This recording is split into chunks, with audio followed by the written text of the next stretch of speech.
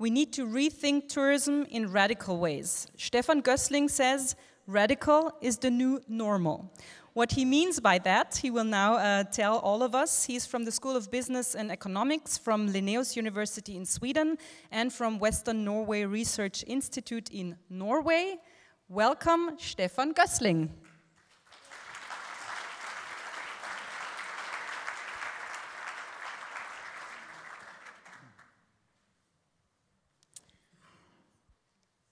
Thank you for having me.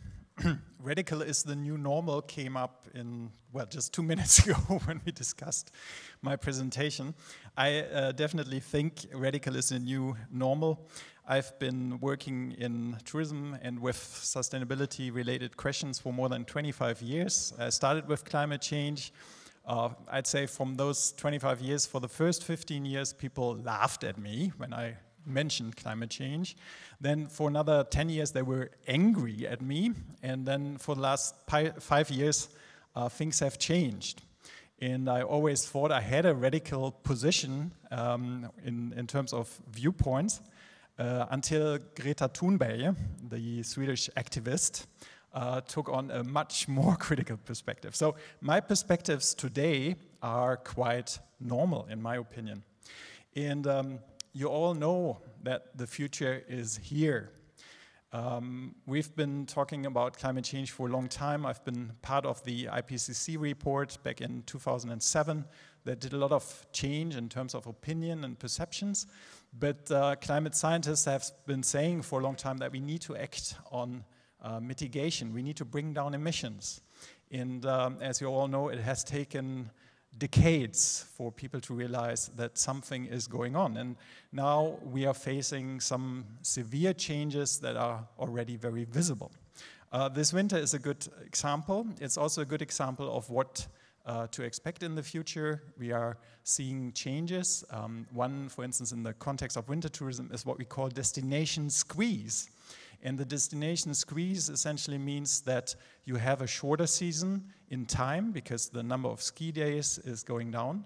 And then also you probably have fewer destinations that are still operational in the medium-term future. And so there's a squeeze in time and space. And we also have consumer demand. And from my own experience, I tried to book a short-term holiday this winter in Austria. Everything was booked out, and obviously that's good news for the Austrian industry, tourism industry. Also because people are willing to actually pay up front. There is no refund if you don't want to come for whichever reason. You have to have insurance, and that insurance will not cover weather conditions. So this was a good year in terms of actually earning on tourism, even though the winter tourism conditions have been far from ideal, at least in the early period of the year. The question is, will tourists accept this in the longer term? Will they learn that winter tourism conditions are less stable, cannot be guaranteed, and will that then affect behavior? That is already in the middle of my presentation today. We have tried to talk about climate change risks for a long time. And in one project a few years ago, we developed an indicator system that combines 27 different items that are risks for global tourism. And this is the future of tourism. Imagine a 4°C future where red in the map means no tourism at all anymore, and essentially the orange parts as well. So you can see that in our projection here, in our risk assessment for the future of tourism, it's probably Europe as one of the last stable tourism regions in the world, in my opinion, not very far in the future. We are facing very, very significant changes. It's just these changes occur all the time, and most people are not usually aware of how intricate these changes are. I mentioned 2 examples here. One is the herring in the Baltic. The herring is a very important commercial fish that hatches depending on water temperature, and it feeds on a little tiny larvae that is hatching depending on the light length of the day. And the herring in the Baltic is probably disappearing because the fry, the little fish, are hatching too early because of global warming, and they don't find any food. So they simply will disappear. We will lose the Baltic herring. I tried to tell this story to my dentist, and she said, I don't like herring anyway. So there's different perspectives, but changes are ongoing. And it's also worth remembering that we are going to lose some very significant ecosystems. For instance, there's a science consensus that we will lose all coral reefs by the end of the century. The ocean heating is a very current topic in media discussions.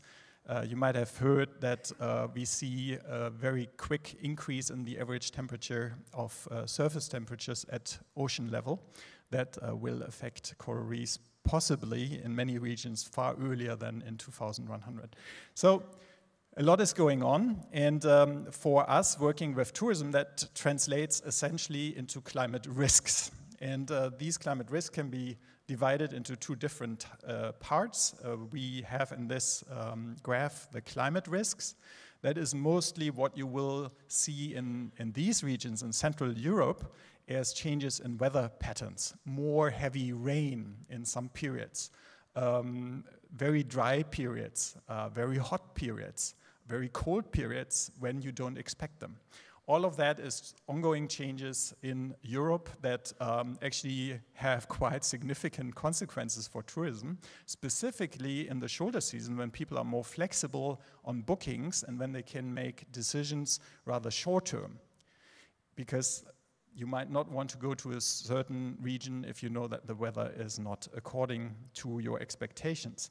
And that means we have here an inflexible part in the tourism system, which essentially is all accommodations. You are place bound. You cannot change the weather.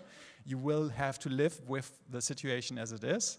And you have the flexible part, which is the tourists. And the tourists can make decisions and go to other regions, postpone their holidays, and so on. So there is risk on that side.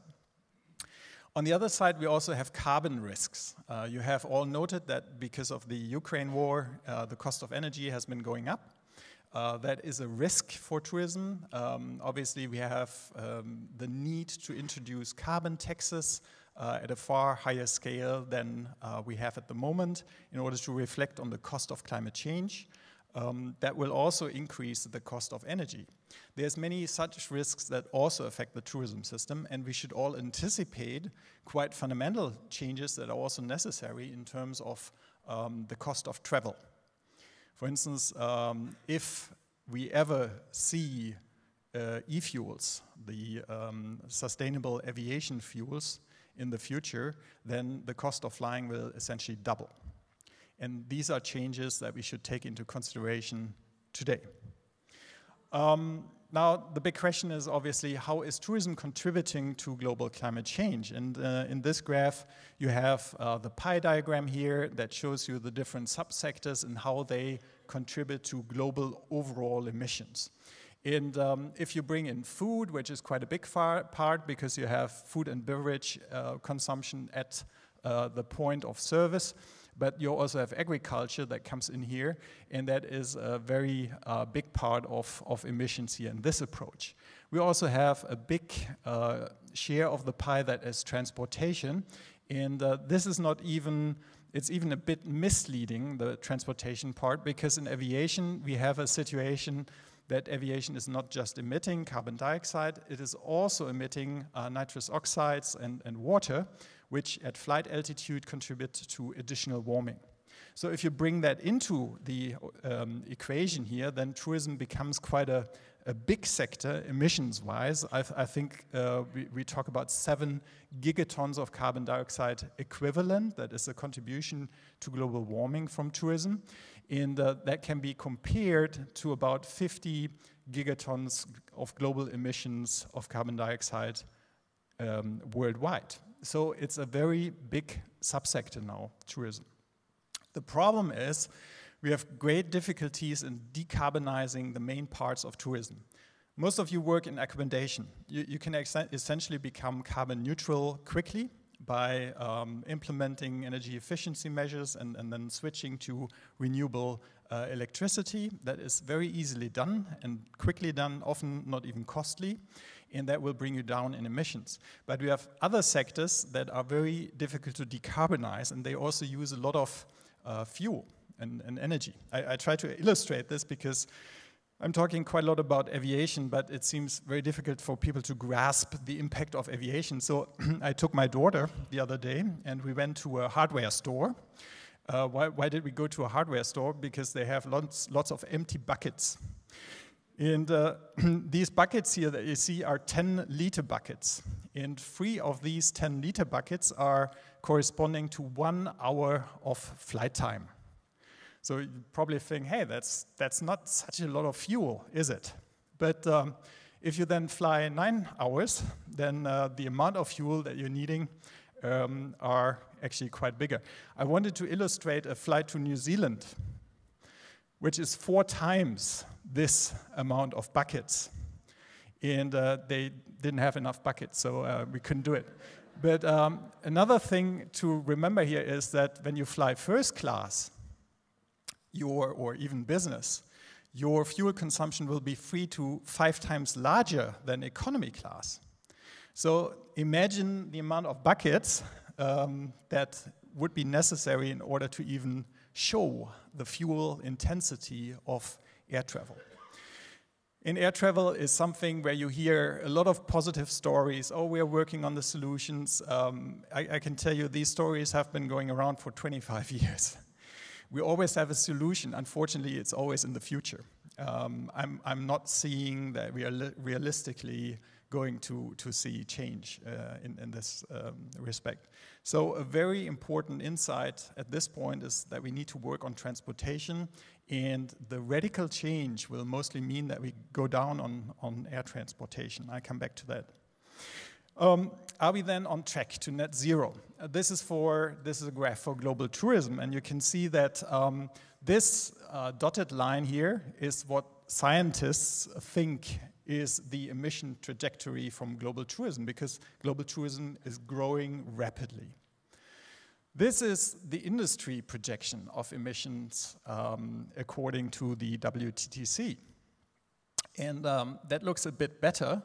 But in order to stay within the 1.5 degree goal, which is the globally agreed goal of how much warming we can tolerate as societies, then you can see that is the blue line. And why is there a difference? Because it matters if you emit a lot now and then go down steeply in emissions in the future, or if you go down steeply in emissions now and emit less than in the future.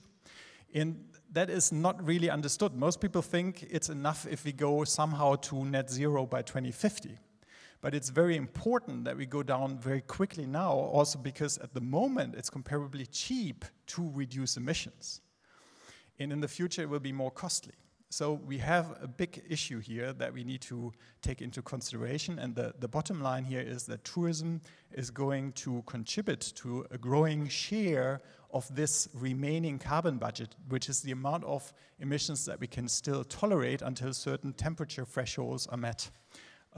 We need to bring down emissions quickly. And how difficult this is, we have illustrated on the basis of a case study in Norway. This looks a bit complicated. Essentially, what you see here is the percentage of the total that different economic subsectors in Norway contribute to the global, to the national emissions of carbon dioxide in Norway. And this is the emission coefficient that tells you how many tons of carbon dioxide are emitted per million Norwegian crowns, so that we bring into this indicator both the emissions and the economic value that a sector brings to the national economy. And what you can see here is that tourism is not as efficient as we would wish. It causes quite high emissions per million Norwegian crowns. There's other sectors that are far worse. Ocean transport, agriculture and forestry are actually sectors that contribute much more to emissions. But the bottom line here is that tourism in Norway contributed to 3.6% of the GDP in 2019, but it caused almost 9% of the Norwegian emissions. So it's a less efficient sector than the average economic sector in Norway. That was a central finding. We also find that Norway is actually reducing emissions year on year by 0.2%. But 0.2% is obviously far too little to approach net zero by 2050. We also find that tourism emissions have been growing in the period that we have studied from 2007 to 2019. So while the national economy has been going down emission-wise, tourism has increased in emissions by 3.2% per year. And most of this is because of aviation. And aviation, in our calculations here, is generating 17% of the national revenue, but 75% of the direct emissions from tourism. In Norway, essentially, accommodation is net zero already because it's all electricity from renewable sources. So what we then concluded is that if Norway wants to stay on track to net zero, meaning that over the next 25 years it should linearly decline in emissions to net zero, we would have to decarbonize the Norwegian economy 30 times faster than we currently do if tourism continues to grow, as expected by Norwegian authorities. And that brings us to the big question mark of future growth and how much growth we can actually accommodate in tourism. You see, Norwegian as a global leader in mitigation is not on track. And I can tell you it's the same story for Austria. Austria is also a global leader in terms of efforts to mitigate, but it's far from being enough to stay on track to net zero. So what are the key insights here? The first is we need to rethink tourism in radical ways. We need to reduce emissions from global tourism quickly. This cannot be done without addressing transportation and air transport in particular. And I also want to then in this context say that transport is everybody's responsibility, because mostly as SMEs that you mostly represent, you'll probably think, how am I involved in transportation? But I come back to that, everybody's involved in transportation. A few examples on this slide. We need to look into NTOs and their marketing strategies, the national tourism organizations. I'll give you an example in a minute. The destinations need to look into optimization models rather than growth models. We always think growth, in spite of all the over-tourism debates that we've had in recent years, but nothing grows forever. And we see the limits in many parts. And it's mostly the global chains, the hotel chains, that keep pushing capacity into the market. And I also want to mention Airbnb, because initially Airbnb was a good strategy in order to, rent out accommodation that was available because the owner was on holiday, for example. It has turned into a model where whole city quarters are essentially for rent, where residents no longer have options to actually buy or rent living space.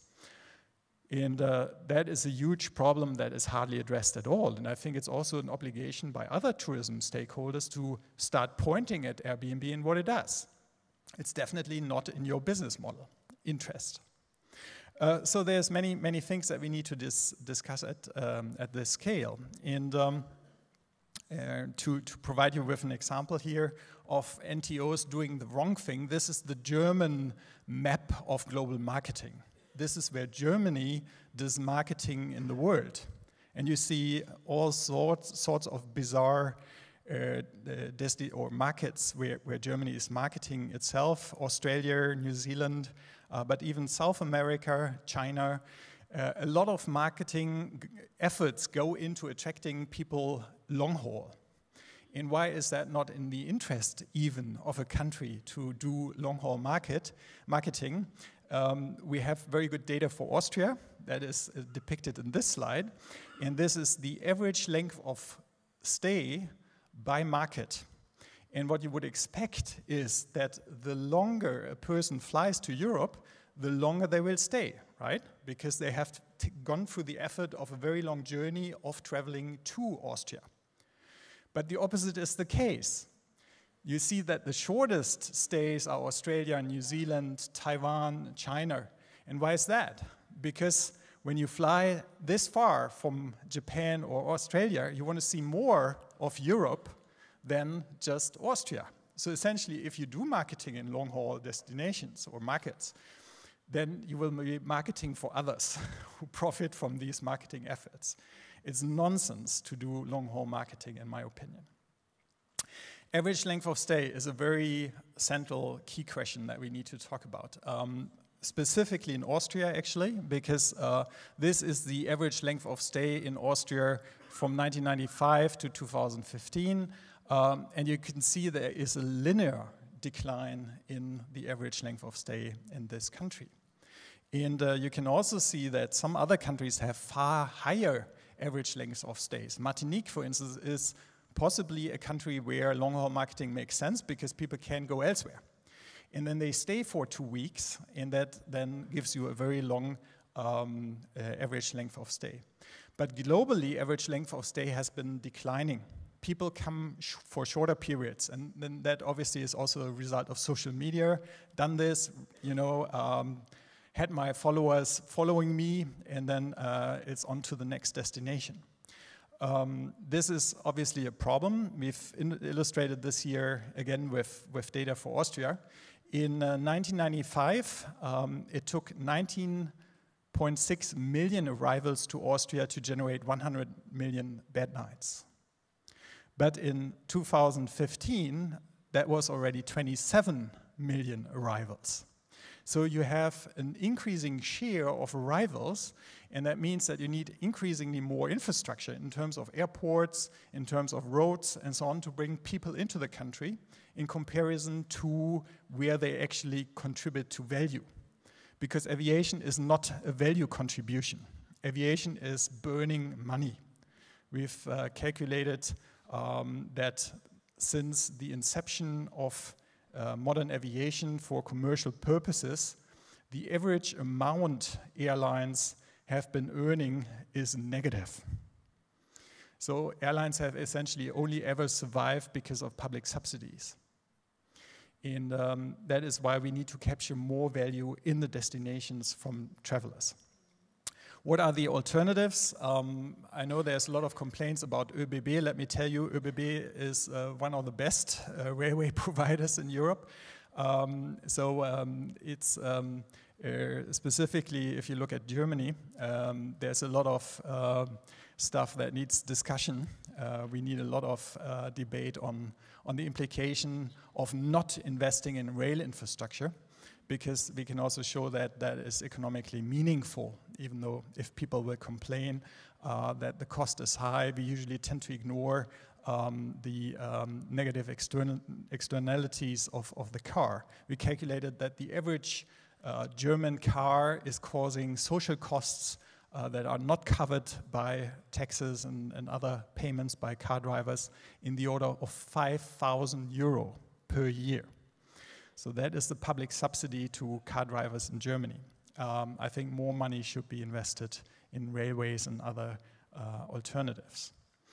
And at this point, I have sort of a long list of recommendations. I'm not going through them one by one, but it's perhaps very important to remember that all stakeholders have roles in changing the tourism system and changing the way we are doing tourism business, specifically also the destination marketing organizations.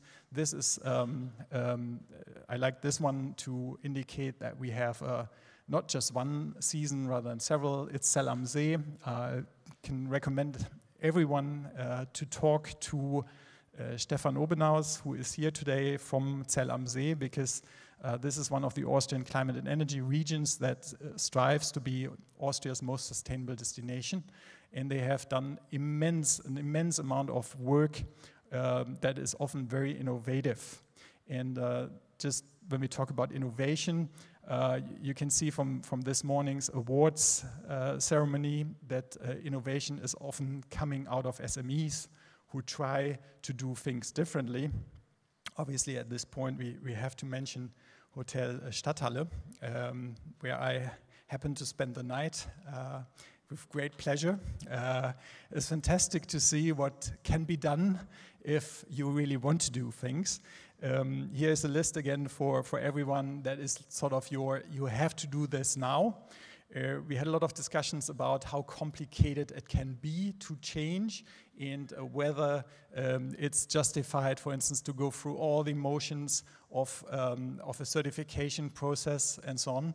I can only say it is. I've just done a major review job on certification as well.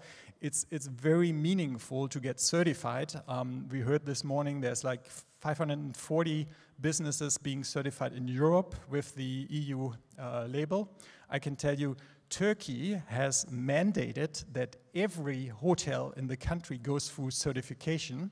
That's 23,500 hotels.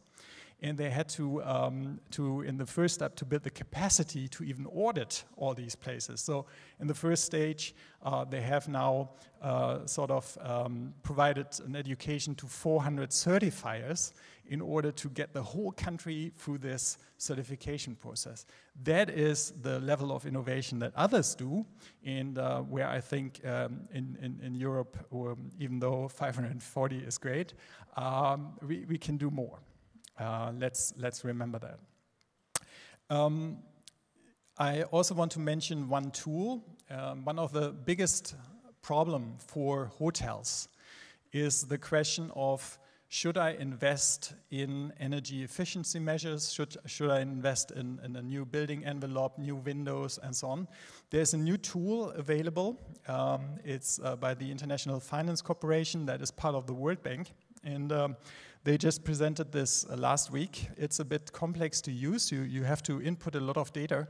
But this tool, Edge, is designed to provide you with exact information depending on your location that tells you whether you should invest in a certain measure to save on energy. It essentially tells you what the payback period might be, and to turn it around, it might also tell you how much funding you need from outside to engage in specific energy-saving measures. So this is a great tool, I think, for many of us to use. It's for free. And in poor countries, you can actually even access funding through another instrument when you have decided to invest. All right, last slide.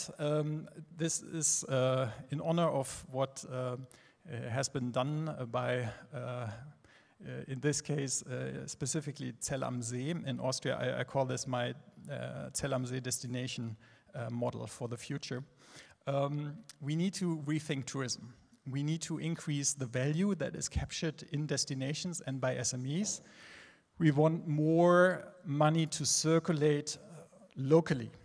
And there's difficult questions to be asked. Let me introduce this model very quickly. Okay, in the case of Austria, what you've had is external funding. This external funding through the energy and climate regions has been used to employ sustainability managers, for instance in Zell am See, Kaprun.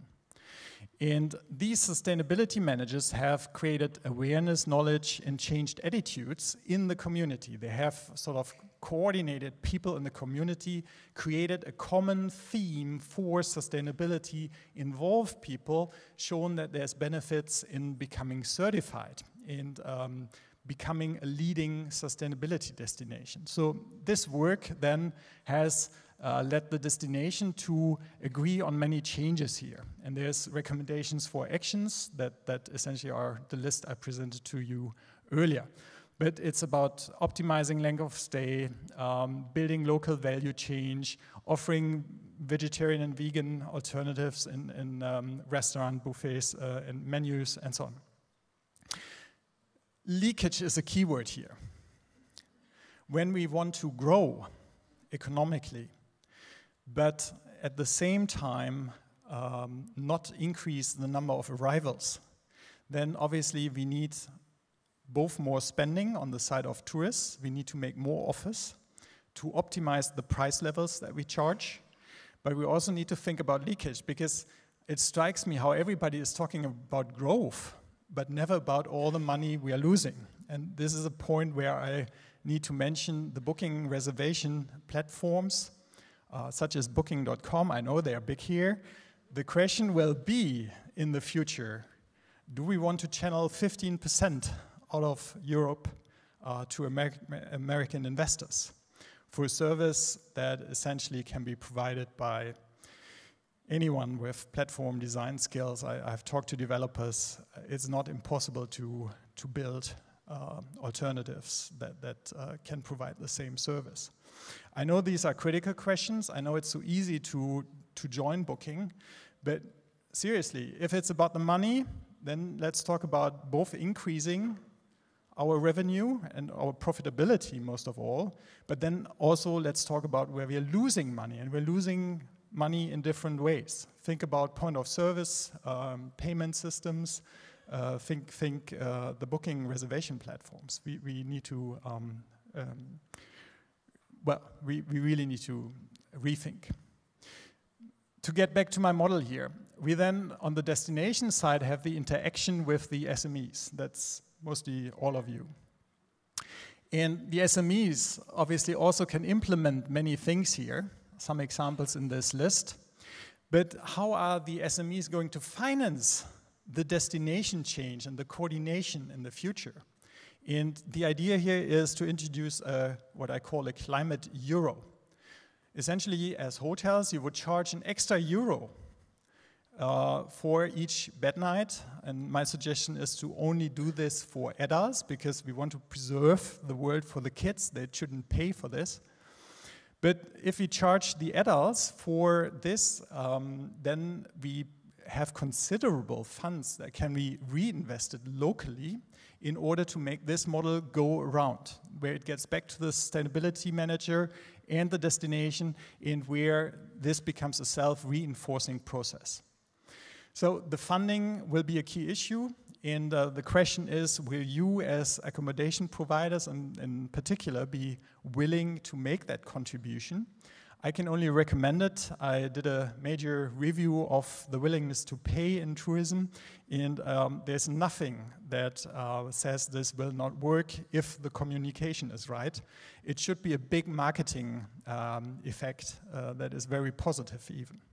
So this is probably what I can contribute to this meeting today. Many changes. You are the front runners, you are the leaders. Keep it going. You're doing a good job. Thank you.